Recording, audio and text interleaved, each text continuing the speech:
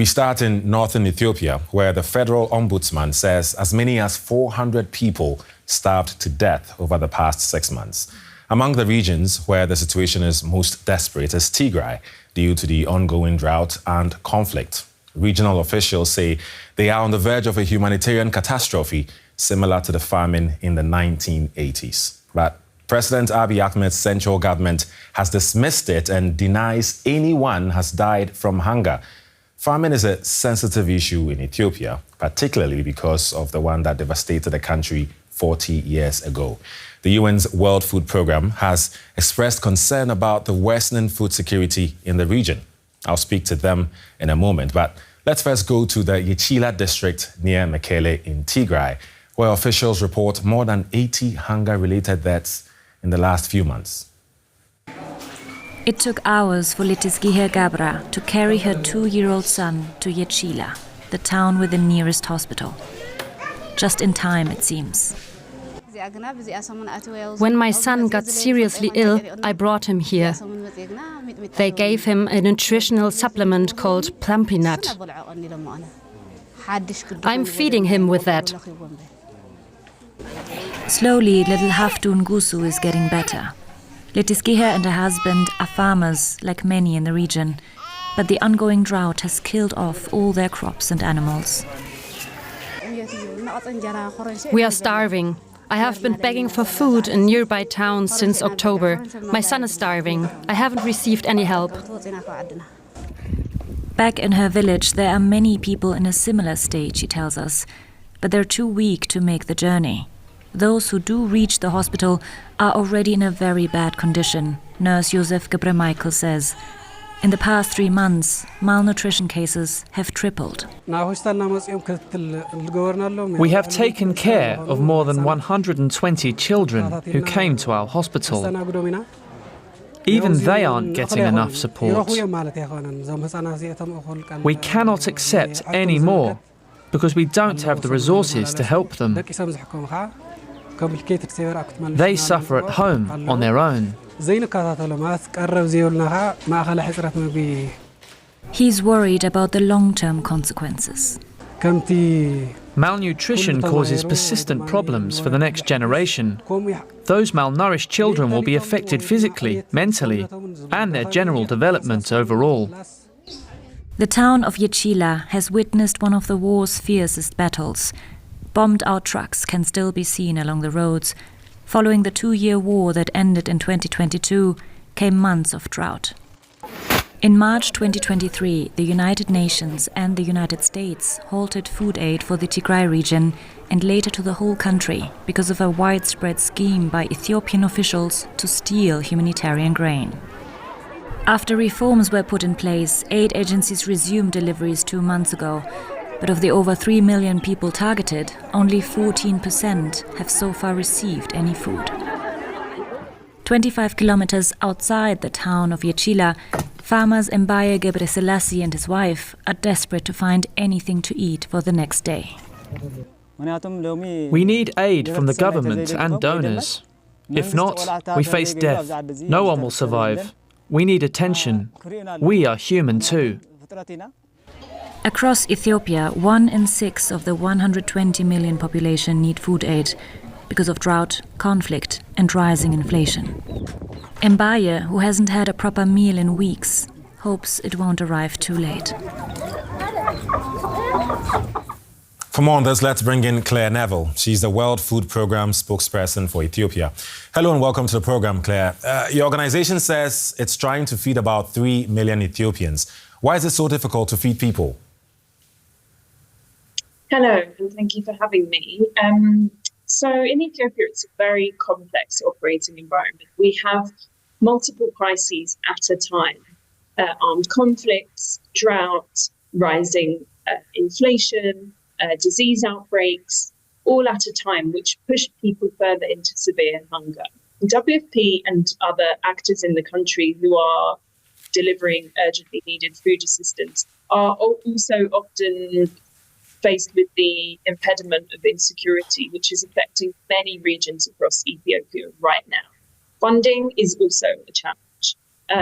WFP urgently needs funding to keep delivering food assistance to people that most need it right now.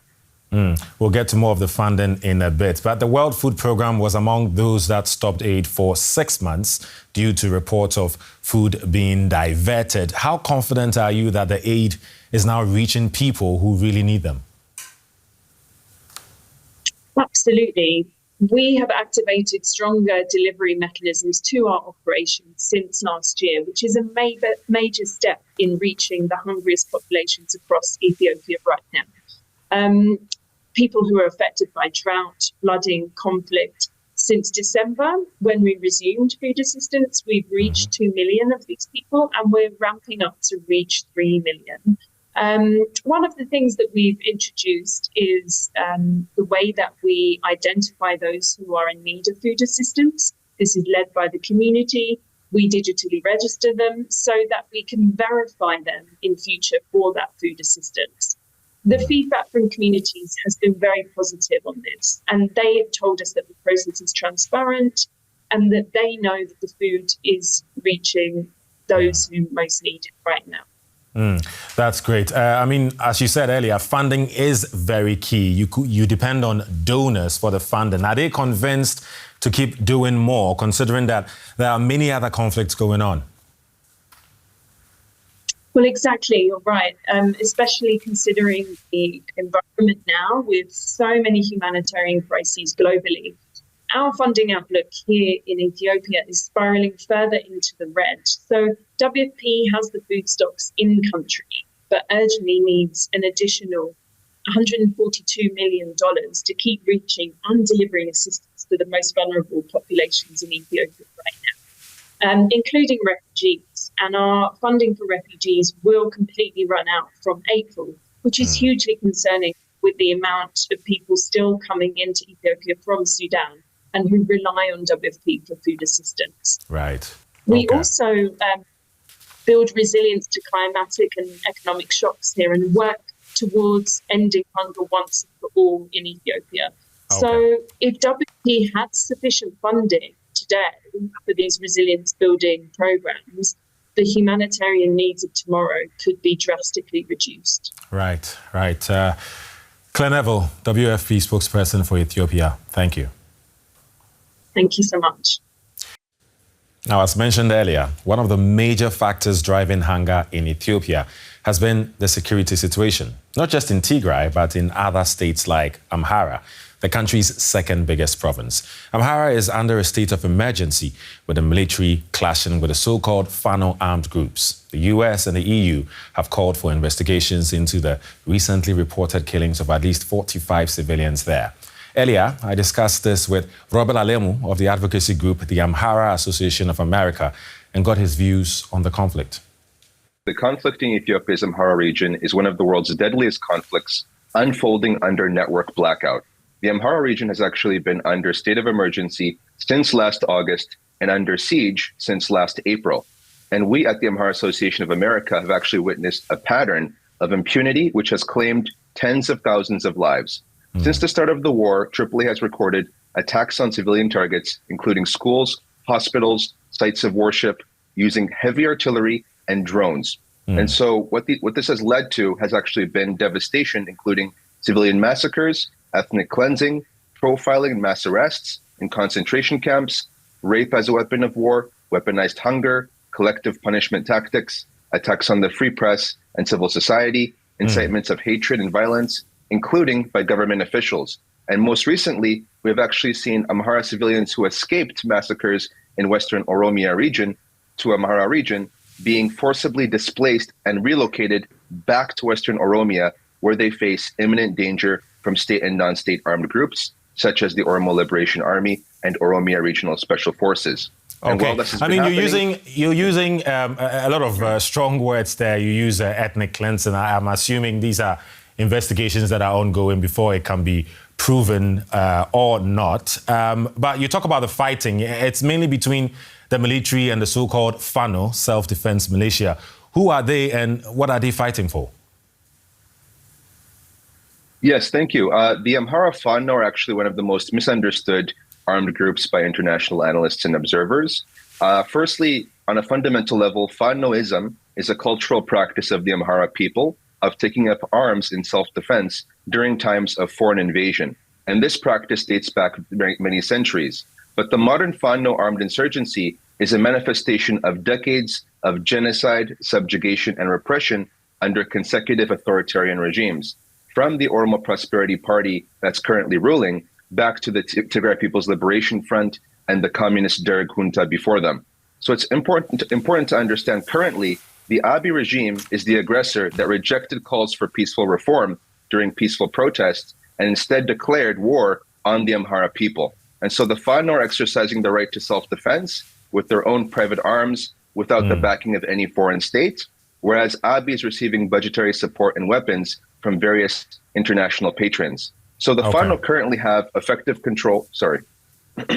No, didn't mean to cut you. I was just trying to draw your attention again. Very strong words. You mentioned the word genocide. Again, these are not words we can officially say is what is happening on the ground, but investigations are still ongoing. Just to try to wrap up here, at the end of the day, this is a fighting that's been going on for a while. We want it to end. What do you think needs to be done to end the ongoing conflict? Certainly. I think there's been a cycle of impunity in Ethiopia. And so the structural causes of this conflict and violence need to be addressed. And I think the people no longer have an appetite for cosmetic change. They want fundamental change. And that starts with removing the immediate cause of the problems, which is Prime Minister Abiy Ahmed and his Prosperity Party. And so I think there's several actions that the international community can take, including targeted sanctions against government officials and military leaders implicated in atrocities. The UN can potentially impose a no-fly zone in Amhara region to mitigate the civilian attacks using drones. Humanitarian agencies can send emergency assistance in order to reach millions in need.